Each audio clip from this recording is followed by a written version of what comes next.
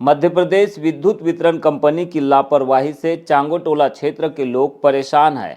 अघोषित बिजली कटौती को लेकर लोगों ने लामता थाने में पहुंचकर अल्टीमेटम दिया है कि 3 दिनों के भीतर समस्या का समाधान नहीं होता है तो वे चक्का जाम आंदोलन करने के लिए बाध्य होंगे।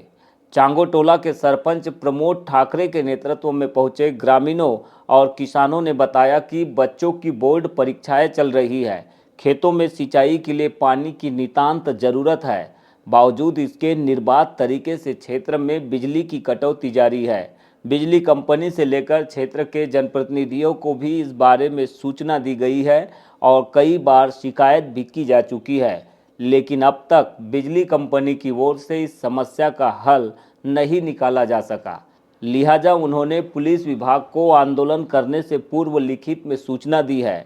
यदि 3 दिनों के भीतर भी बिजली कंपनी की ओर से व्यवस्था दुरुस्त नहीं की जाती है तो वे चक्का जाम आंदोलन करने बाध्य होंगे। अगर ये 3 दिवस के अंदर अगर ये व्यवस्था नहीं बदली तो हम लोग 1 मार्च को पूरे क्षेत्रवासी उग्र आंदोलन करेंगे ग्राम चांगोटला और जो हमारा विद्युत मंडल का सब स्टेशन है पावर हाउस वहाँ पर। पढ़ाई से लेके पीने के पानी की तक की व्यवस्था डगमगा गई है। सरकारी काम तो नहीं हो रहे हैं, वो तो अलग बात है, चलो होंगे नहीं होंगे, लेकिन पीने के पानी की समस्या और बच्चों की पढ़ाई को अति महत्वपूर्ण माना जाता है, जो कि बहुत ही गंभीर समस्या बनी हुई है। इसको लेकर 1 तारीख को उग्र आंदोलन किया जाएगा। जिला प्रशासन के द्वारा विद्यार्थियों का भविष्य संवारने के लिए एक महत्वपूर्ण कार्यक्रम तुरकर भवन बालाघाट में आयोजित किया गया। इस आयोजन में आईएएस, आईपीएस और आईएफएस अधिकारियों के साथ जिला सत्र एवं न्यायाधीश सहित डिप्टी कलेक्टर ने विद्यार्थियों को भविष्य निर्माण के लिए कैरियर मार्गदर्शन दिया। यह आयोजन विशेष रूप से उन छात्रों के लिए किया गया जो नक्सल प्रभावित क्षेत्र से है और अलग अलग जगहों में रहकर विभिन्न क्षेत्रों में अवसर तलाश रहे हैं। जब आदमी एलएलबी करता है तो उसकी सबसे टॉप मोस्ट पोस्ट होती है जज की। अगर आप एलएलबी करते हैं तो उसके बाद आपके ऐसा नहीं कि आप केवल जज नहीं बन पाए तो आप कुछ नहीं बन पाएंगे। जजेस के अलावा भी बहुत सी चीज़ें होती है, जैसे प्रोसिक्यूटिंग ऑफिसर होता है, हमारे जिला विधिक सहायता लीगल एड ऑफिसर की पोस्ट होती है। कंपनीज में कुछ ऐसी कंपनी सेक्रेटरीज की लीगल एडवाइज़र की पोस्ट होती है और जितनी भी जो गवर्नमेंट के पीएसयू रहते हैं आजकल उन लोग भी लॉ असिस्टेंट लीगल एडवाइज़र की पोस्ट रखते हैं। आप एडवोकेट के साथ आप डिस्ट्रिक्ट कोर्ट में भी प्रैक्टिस करते हैं, आप हाई कोर्ट में भी प्रैक्टिस कर सकते हैं। कैरियर काउंसलिंग एवं गाइडेंस सेमिनार के दौरान कलेक्टर मृणाल मीना ने विद्यार्थियों को आश्वस्त करते हुए कहा कि जिला प्रशासन के द्वारा विद्यार्थियों के हित में उनकी आवश्यकता को देखते हुए व्हाट्सएप ग्रुप बनाया जाएगा। इसके लिए बड़ी संख्या में मौजूद विद्यार्थियों से रजिस्टर पर नाम और नंबर की जानकारी भी ली गई। कलेक्टर मीना ने यह भी कहा कि पढ़ने वाले विद्यार्थियों के लिए कमी नहीं रहने देंगे। गाइडेंस और मटेरियल के लिए ग्रुप बनाया जा रहा है।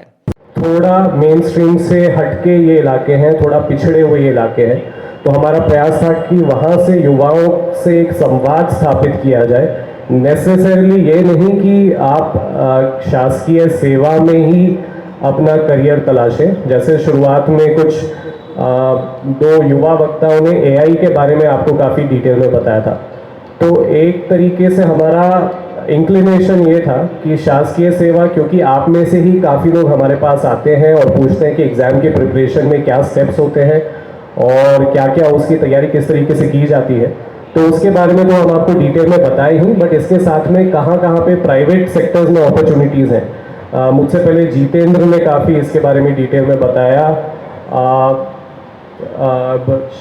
हमारे जो नवनियुक्त डिप्टी कलेक्टर साहब हैं उन्होंने भी इसके बारे में काफ़ी डिटेल में आपको बताया है कि गवर्नमेंट सर्विस के साथ साथ में प्राइवेट सेक्टर में भी आपके पास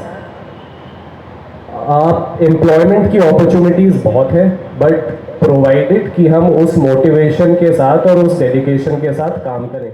एसपी नगेंद्र सिंह ने कहा कि जो विद्यार्थी पुलिस में जाने के इच्छुक है, जैसा कि अभी हाल ही में सब इंस्पेक्टर की भर्ती होना है, उसकी तैयारी में जुटे हैं, तो पुलिस द्वारा फिजिकल की तैयारी करने के साथ ही लिखित परीक्षा क्रैक कैसे करें इसके लिए भी सहयोग किया जाएगा। नाम अलग से नोट करा के जाइएगा जो सब इंस्पेक्टर की भर्ती में जाना चाहते हैं। ऐसे अगर कोई जुडिशरी में जाना चाहता है, स्पेशलाइज्ड एकदम उसकी तैयारी होती है। अभी यहाँ जो जज साहब बैठे थे उन्होंने बताया कि डीजे साहब व्यक्तिगत रूप से उन लोगों को मेंटर करेंगे जो लॉ में आगे अच्छी तैयारी करना चाहते हैं। बहुत बड़ी बात है कि ज़िले का डिस्ट्रिक्ट जज आपके लिए इतनी मेहनत करना चाह रहा है। कैरियर काउंसलिंग और गाइडेंस सेमिनार में कलेक्टर और एसपी के अलावा आईजी संजय कुमार, एएसपी नक्सल आदर्श कांत शुक्ला, प्रयास इंस्टीट्यूट के डायरेक्टर महेंद्र अमूले, आईएफएस अधिकारी जितेंद्र कुमार मीना, जिला पंचायत के सीईओ अभिषेक सराफ, डिप्टी कलेक्टर श्री स्यासी और बेंगलुरु से पहुंचे आर्टिफिशियल इंटेलिजेंस के इंजीनियर क्षितिज और प्रिया ने कैरियर के संबंध में युवाओं को गाइडेंस दिया। कोई भी व्यक्ति अपनी एक्चुअल मुकाम को हासिल नहीं कर सकता। अब 10 के बाद क्या किया जाए, तो ये सब चीज़ें हम अपने आसपास के वातावरण से सीखते हैं। हमारा इंटरपर्सनल स्किल क्या है, हमारा कम्युनिकेशन स्किल क्या है, किस प्रकार के परिवेश में हमारी तैयारी हुई है, 11th-12th में हम कौन सा सब्जेक्ट लें। सीमित संसाधनों के बाद जब हम तैयारी करते हैं तो लक्ष्य को हासिल करने में थोड़ा सा समय लगता है, लेकिन अंतर्गत अगर ईश्वर की योजना किसी के लिए बनी हुई होती है ऊपर से, तो अपने लक्ष्य को हासिल कर ही लेता है। कोई भी एग्जाम में जब व्यक्ति प्रिपरेशन करता है तो 50 से 60% प्रिपरेशन में स्टडी का रोल होता है, जितना मेरा पढ़ाने का अनुभव है। 40% जो कहीं ना कहीं उस पूरे एग्जाम में जो हम पढ़ते हैं उस चीज़ को हम कितना याद करते हैं, लर्न करके रिवीजन का बहुत बड़ा रोल रहता है। और सबसे इम्पोर्टेंट रोल अगर किसी चीज़ का होता है अंतिम सफलता में, तो वो प्रैक्टिस होती है। बिना प्रैक्टिस के आदमी कुछ भी नहीं कर सकता। नहीं तो लगभग प्रिपरेशन बहुत लोग करते हैं, बहुत सारे लोग नोट्स बना के रिवीजन करते हैं, लेकिन प्रैक्टिस में कहीं कमी हो जाती है तो कुछ नंबरों से छूट जाते हैं।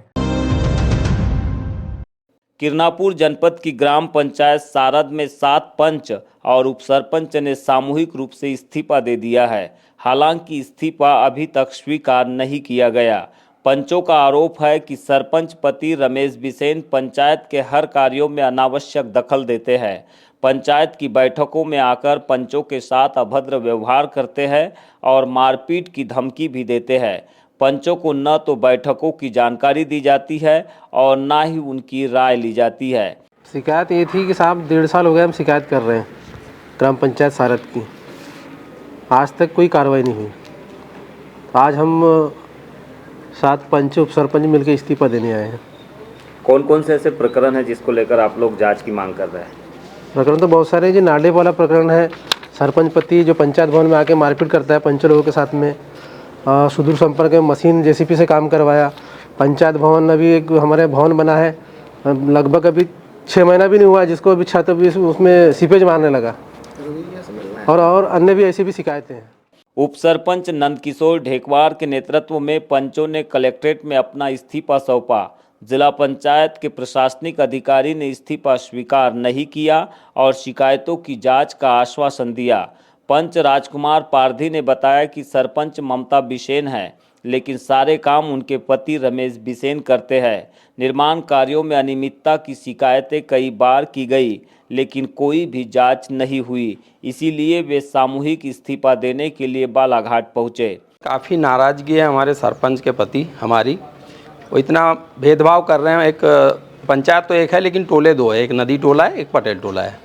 तो पटेल टोला वालों से काफ़ी भेदभाव रख रहे हैं वो, और उधर के ही सारे पंचों के साथ मिलकर हर काम कर लेते हैं। हम लोग को पूछते नहीं हैं और किसी भी चीज़ में शामिल नहीं करते हैं। चाहे वो मीटिंग हो, एकदम तुरंत तत्काल में देते हैं, मीटिंग भी नहीं लगाते हैं, महीने में होना चाहिए।